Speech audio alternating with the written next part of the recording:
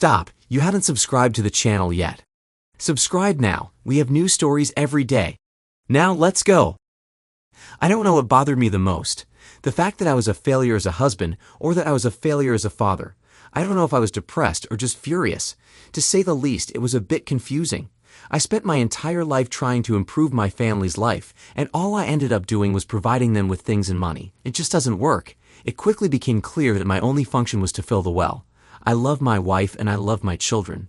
Please note that all of this is in the past tense. I have my own business. Terry Martin and I grew up together. We had been best friends since elementary school. Terry and I started the company right after finishing vocational school, and it grew faster than we could have imagined. So technically, I should say that we have our own business. A few years later, we both married our high school sweethearts. Life was good. For the first 15 years or so, everything was wonderful. The company was doing well. Terry and his wife Myra had 3 sons. Allison and I had twins, a boy and a girl. We both had modest-sized mansions in McMansion. We enjoyed dining out, pleasant vacations, and expensive cars. Terry and I were very business-oriented. Business came first. Early on, we understood that it was important for our clients to be satisfied, even if our employees were not. A third of our best workers were former convicts. We hired them directly from the prison vocational school. In 8 years, only 2 of the ex-cons turned out to be a problem, and the other ex-cons quickly took care of it. They were doing well and weren't about to let a few troublemakers ruin their lives. We supported several community programs and even sponsored a softball team. Unfortunately, my family life was unfair. Somehow, my wife became socially active for several progressive causes. I wasn't thrilled about it, but she let me do my thing, so I let her do hers. Politics had never been a part of our family, but suddenly we began talking about current events and political issues. I tried hard to avoid such discussions, but it was futile. The more I disconnected from her or ignored her, the more determined she became. It was like watching CNN and Fox News simultaneously. I started trying to avoid her, but it was difficult. As my wife and I grew distant, so did my relationship with my children. For many years, I tried to engage my son Jacob in various activities. I didn't care if it was sports, hiking, or hunting and fishing. All he wanted to do was play video games and, as I later found out, occasionally enjoying marijuana. All my efforts were rejected. Eventually, my wife told me to just leave him alone and mind my own business. I would have resisted more, but my son would smirk at me whenever she said that. My daughter Jordan was a clone of her mother. She used to be Daddy's little angel, but now she hardly recognized me as her father. I couldn't count all the piercings she had. Despite being on birth control, it didn't prevent her from contracting gonorrhea twice. She loved accompanying her mother to political gatherings and social events, but wouldn't consider going for ice cream or pizza with her dad. I gave up trying to connect with her. One of the most serious downturns occurred when I refused to donate company money to one of her initiatives. They wanted to provide addicts with clean needles to prevent infections from shared or dirty ones. Allison didn't speak to me for a week. It was hard to imagine things could get worse. The company's Christmas party was approaching. Terry and I insisted that Allison and Myra take care of it. Myra was more than happy to do so, but she had to drag Allison, kicking and screaming, to help her. In the past few months, Allison had been going out more and more often. She also went on overnight trips to participate in various progressive activities. I didn't know if they were protests, rallies, or seminars. It didn't matter. Jacob had moved from weed to pills. I didn't know what kind, but that didn't matter either. Jordan now had her own website with vlogs. Myra did a great job with the Christmas party. She tried to share the credit with Allison, but Terry and I knew better. We had beer and wine, but no hard liquor. We had 100% employee participation. I think the annual bonuses had something to do with that. Allison and the kids were there, of course, but they didn't seem to enjoy it as much as everyone else.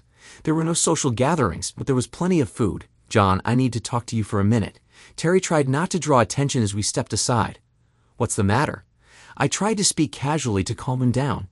George Martinez needs to talk to you, but he's a bit worried. What do you mean? Well, he doesn't want to ruin the party and doesn't want to upset you, but he really feels there's something you need to know. George was one of our ex-cons. He'd been with us for 6 years, and we didn't want to lose him. All right, bring him here. It's not going to be a problem, is it? Terry winced slightly. George and his wife Elena looked a bit anxious. I smiled and tried to appear relaxed to put them at ease. Terry quietly left.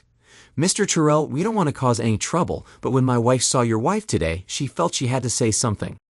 I tried to talk her out of it, but she insisted. I looked at his wife and nodded, indicating she could continue. She glanced at George, nudged him with her elbow, and gestured for him to speak. Elena works at the Hampton Inn. She's responsible for cleaning the 5th floor and has been working there for 2 years. Your wife and a certain Mr. Franklin have been using room 511 once or twice a week for the past year. They usually stay for only 2 to 3 hours and always in the same room. I was speechless. I had a million questions, but I didn't think this was the right time or place to ask them. Elena looked relieved that it was all out in the open, but George was very anxious, not knowing how I would react. I just took his hand in both of mine, looked him in the eye, and said, "Thank you." I smiled at Elena and gestured for both of them to return to the party. George relaxed. As I was leaving, I walked past Terry. Give George a raise next month. Kyle Franklin was in charge of the city's parking department. I didn't know him well, but I knew he had been a public servant for almost 20 years. That evening, my wife gave me a dressing down for leaving the party early. The kids weren't too happy either. I just smiled and returned to my reading. Mickey Spillane's still read well after 70 years. On Monday morning, I comfortably awaited Nora Franklin's arrival at the Franklin real estate office. The secretary had prepared hot coffee, and I had brought along the big kill. She walked in around 10, stopped, and paused for a moment to look at me. "I wondered when you'd show up, Mr. Terrell. It took you long enough." I followed her into her office and took my coffee with me. I suppose when you own the company you can set your own hours. Why hadn't I thought of that? "John, may I call you John?" I nodded in approval. "John, I'm not going to rehash all this drama. I just want to know what you plan to do. I have a lot of questions and I don't want you to mess things up." This was not what I expected. I thought I was going to deliver a grand revelation. Boy, was I wrong. "Ms. Franklin, it seems I'm quite behind in this matter." I didn't even realize it myself. A friend just told me. I have no idea what to do next, and I have no one to confide in or discuss this with. To be honest, I thought you were in the dark just like me. "John, I've known about this for more than 6 months. I probably should have contacted you sooner, but I had a lot on my plate, and I didn't want you to mess everything up by doing something rash." "Oh, by the way, call me Nora." "What do you mean by something rash?" "Oh, you know, like playing Rambo with Kyle in public.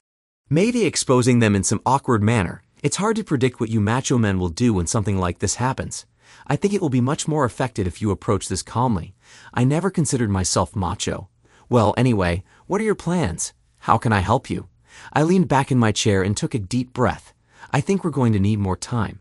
Over the next 2 weeks, Nora Franklin and I became good friends. In the past few months, Nora had systematically set her husband up. The IRS was very interested in his taxes. Nora had carefully kept her personal and business taxes separate from his.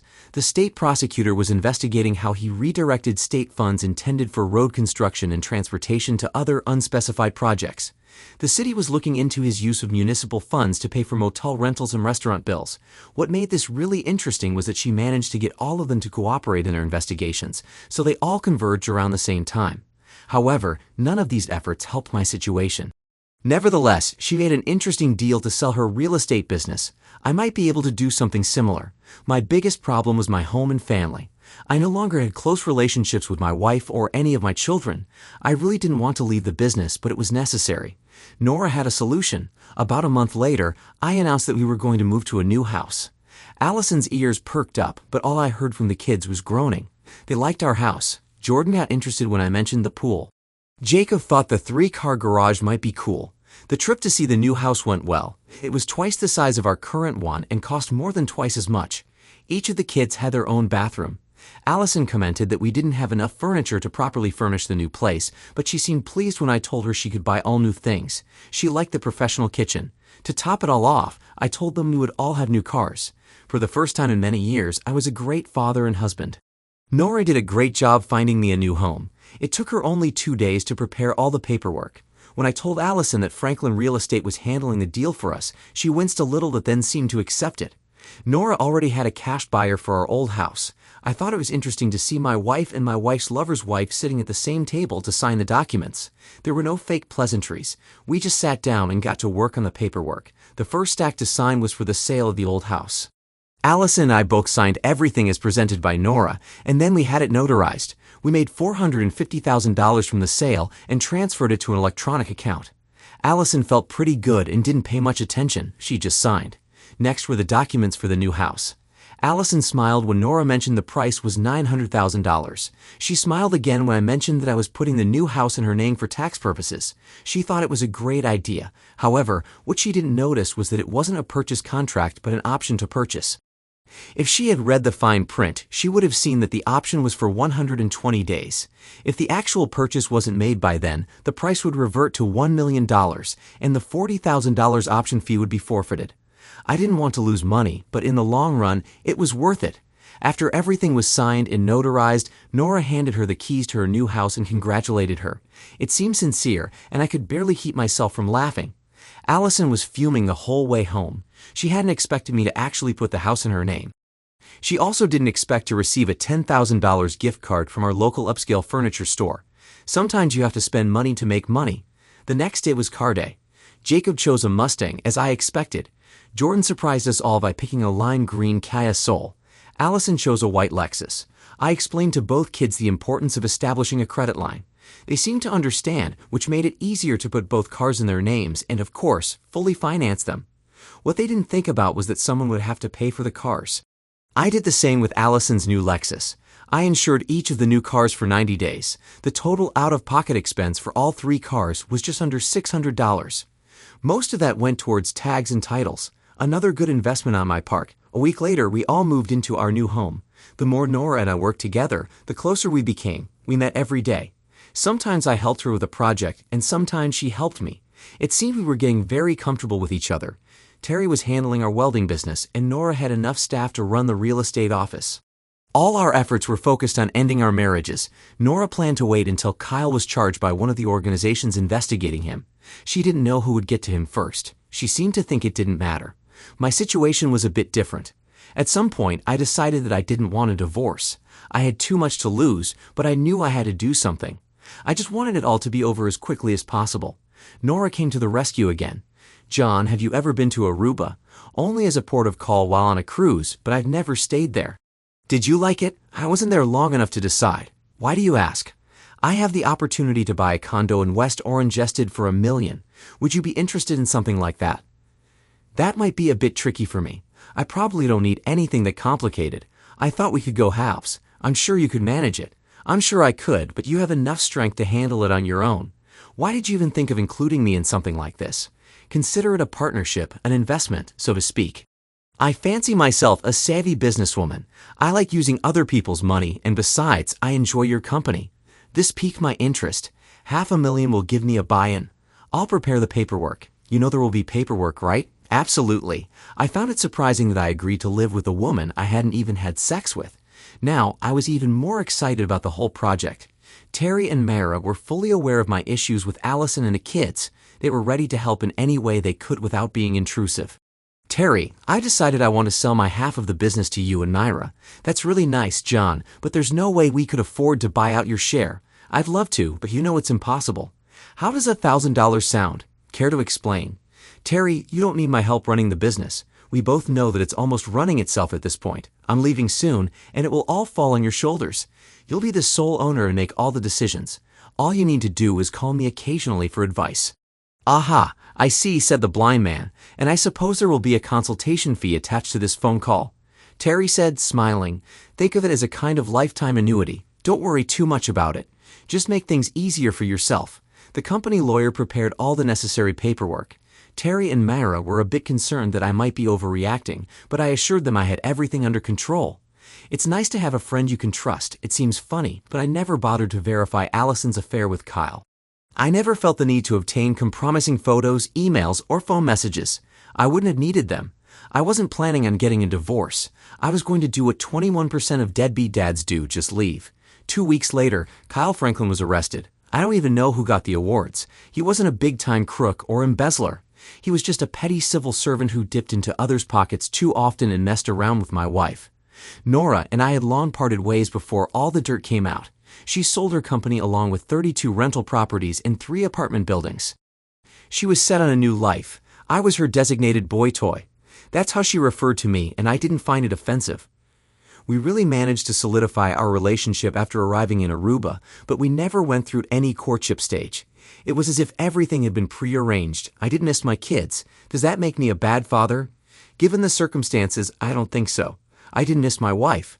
Does that make me a bad husband? I don't think so. Nora became an avid golfer. She tried to get me interested, but there was no spark. She had a steady group of women she played with 3 days a week. We met with them and about a dozen other former players a few times a week to socialize. I adapted to this very quickly. It was a new carefree lifestyle, and it was truly enjoyable. I decided to take up painting to fill my time. I had always wanted to do it. Every morning, I would go down to the docks and set up my easel. I wasn't very good at it. I would come back to the apartment later, and the first thing I'd do was scrape all the paint off the canvas to start fresh the next day. 3 months had passed, and I still had nothing to show for it. Nora found it quite amusing. I avoided contact with anyone, but I felt I should call Terry. "John, it's about time. I was starting to lose faith in you. Are you settled in?" Settled in and feeling better than ever. It was the best decision I ever made. For the next 10 minutes, Terry and I chatted about my new life in Aruba. I had no trouble convincing Terry to bring Myra here for a week or 2. Things were going well. Terry apologized for not sending any consultation checks, but I had forgotten to give him an address or bank account number. I didn't need the money anyway. "Terry, I hate to bring this up, but could you tell me about my wife and family situation? I don't know everything, but I'll tell you what I can. It seems things aren't going well without you. First off, Jacob was arrested.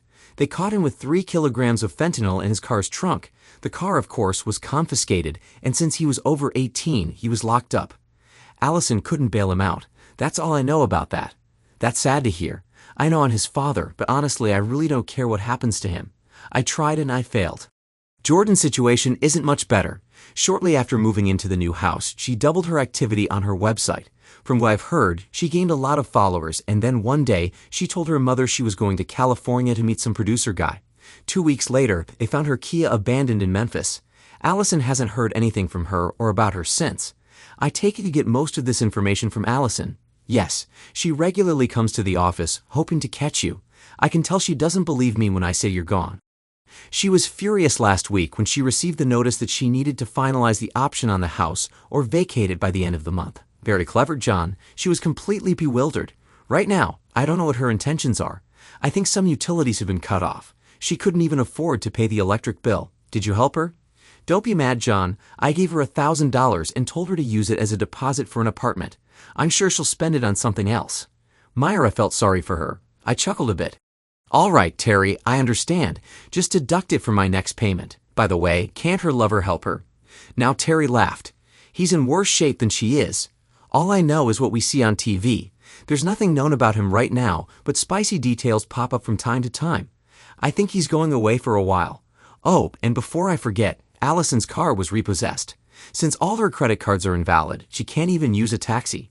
I don't know how she's getting around. We chatted a bit more about business. Preliminary plans were made for an upcoming vacation in Aruba. It was a good conversation.